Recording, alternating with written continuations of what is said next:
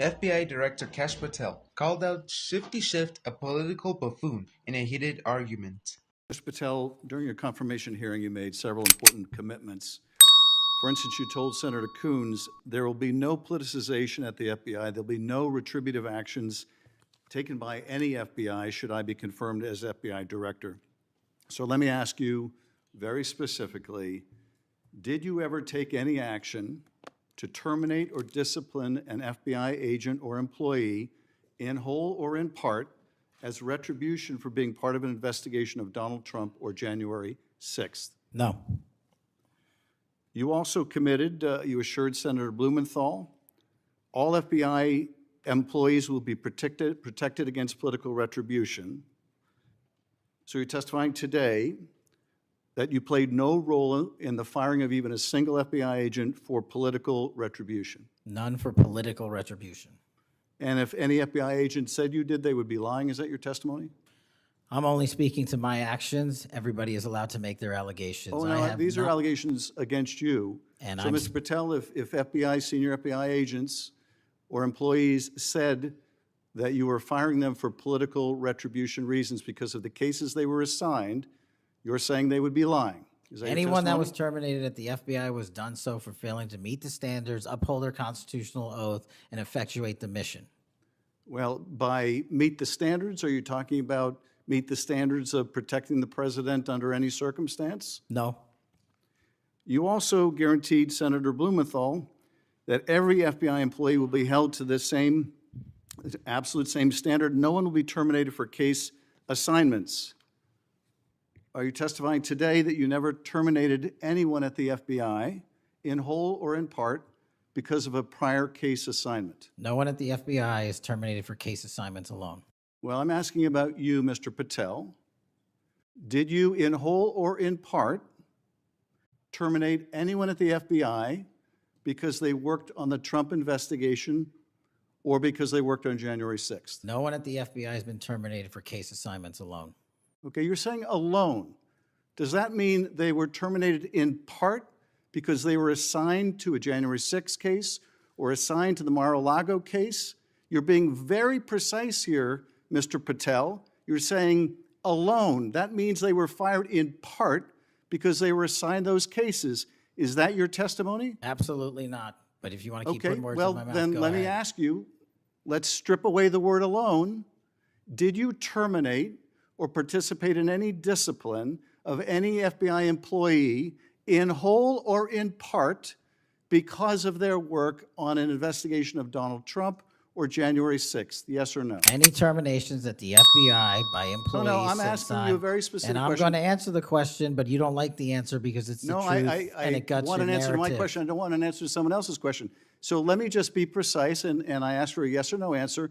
Did you ever terminate or discipline an FBI employee in whole or in part because they had been assigned or worked on an investigation of Donald Trump or January 6th? FBI employees are only terminated if they fail to uphold their oaths of office and duty. You're not answering my question. I don't have to answer your question yes or no because you're setting up a trap so you can have a media narrative. I'm not setting up a trap. And I'm not giving it to you. Unless it's true that you fired people. People have been terminated at the FBI who failed to uphold the standards that the FBI requires them to uphold. Did you tell anyone at the FBI that all FBI employees who they identified who had worked on cases against President Trump would be removed from their jobs? Did you tell that to someone at the FBI?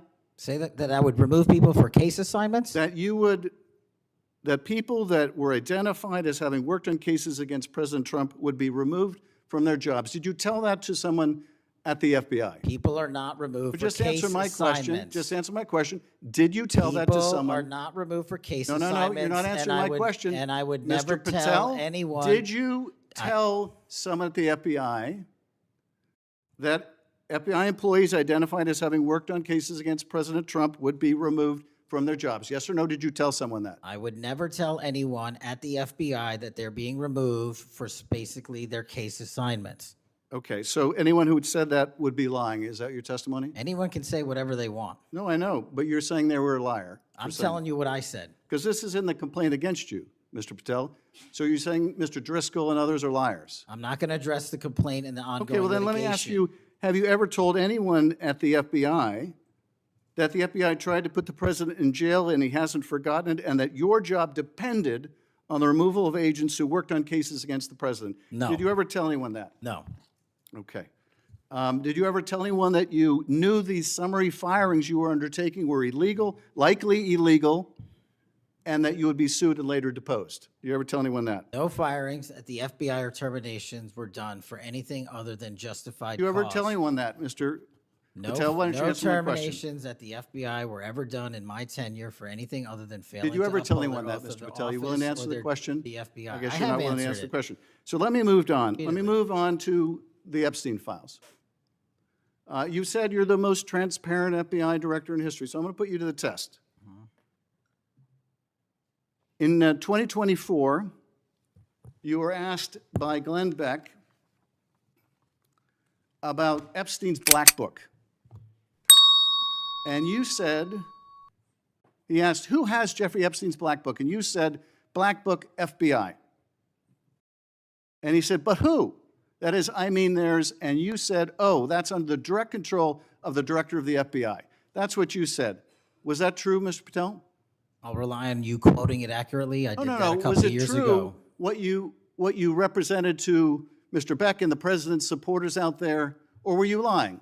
No, Was what- it true that the Black Book, Epstein's Black Book, was in the possession of the FBI director?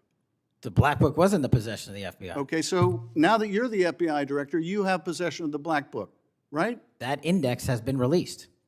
So you have Jeffrey Epstein's Black Book? What is known as Jeffrey Epstein's Black Book has been released Okay, by and us. And you released it. And let me follow up on Senator Kennedy's question, because he asked you, and I'll be very precise here.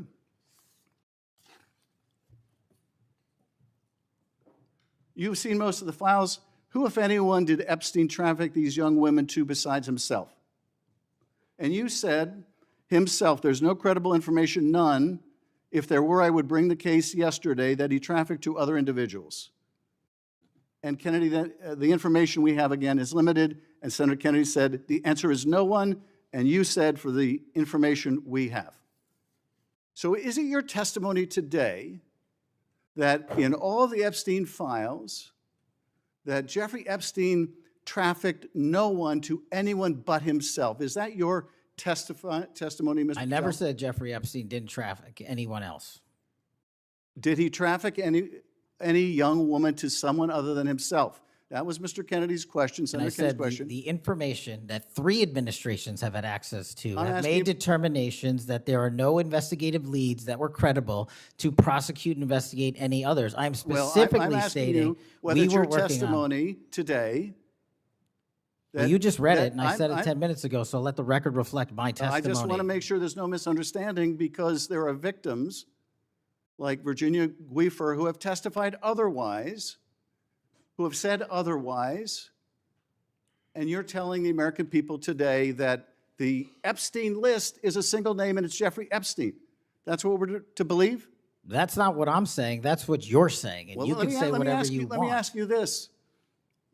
When Todd Blanche went to interview Ghislaine Maxwell, she said, but did I think these guys were coming for that? I really don't. If you met Epstein, there's no way that this cast of characters, of which it's extraordinary, and some are in your cabinet, who you value as your co-workers, and you know would be with him if he was a creep or because they wanted sexual favors. A man wants sexual favors, he will find that. They didn't have to come to Epstein for that. And the next question Todd Blanche, the president's former criminal defense lawyer, asked is not who in the cabinet, who are you referring to? His question is, so when's the last time you think you were with Mr. Epstein when he got a massage? So let me ask you, who are those cabinet members that Ghislaine Maxwell was referring to that, that were part of this cast of characters associated with Mr. Epstein? Who are they? The Deputy Attorney General took the aggressive step that no one else did and interviewed Miss Maxwell for I'm asking 2 you, days, who are and we released who are the the cabinet entirety members? of that Who are the cabinet transcript. members? I do not have that transcript in front of me. You're picking it piecemeal. The American public can read the entirety of that. One last question, because you clearly won't tell us the cabinet members associated with Mr. Epstein. Let me ask you one last question.